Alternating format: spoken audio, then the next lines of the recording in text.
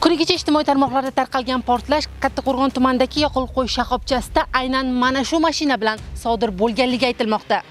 Ma'lum bo'lishicha, holat 7-may kuni soat 15:00 lar atrofida Kattaqo'rg'on tumanidagi aynan benzin hamda dizel yoqilg'isini qo'yish shoxobchasida sodir bo'lgan. Portlash hattoki operator xonasigacha yetib kelgan. Oqibatda esa operator bola vafot etgan. Salarka olib keldi, salarkani to'kish kerak. O'zi 600 ta 700 ta salarka u.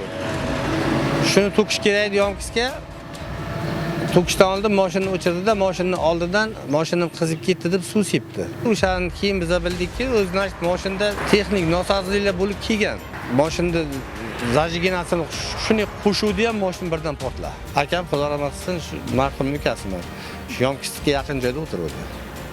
Akam tomonga o'tdi, haydovchining o'zi ham birdan yondi. Operatorimiz bor edi, Sharob degan u ham o'rtog'imiz, u ham kuydi.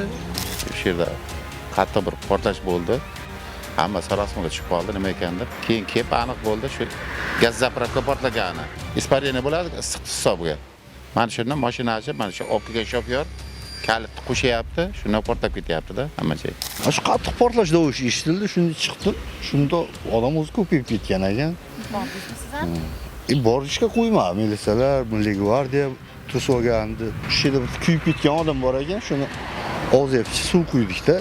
Skorga ortib yubordik, aqliga yaqinlashib bo'lmaydi. Holatga rasmiy munosabat bildirildi. Mazkur holat yuzasidan O'zbekiston Respublikasi Jinoyat kodeksining 259-moddasi 2-qismi bilan jinoyat ishi qo'zg'atilgan bo'lib, hozirda Samarqand viloyati Ichki ishlar boshqarmasi huzuridagi tergov boshqarmasi tomonidan dastlabki tergov harakatlari olib borilmoqda. Hodisa oqibatida shoxobcha rahbari, operator hamda zil mashinasi haydovchisi vafot etgan. Biz lavha so'ngida marhumlarning oila a'zolariga chuqur hamdardlik izhor etamiz.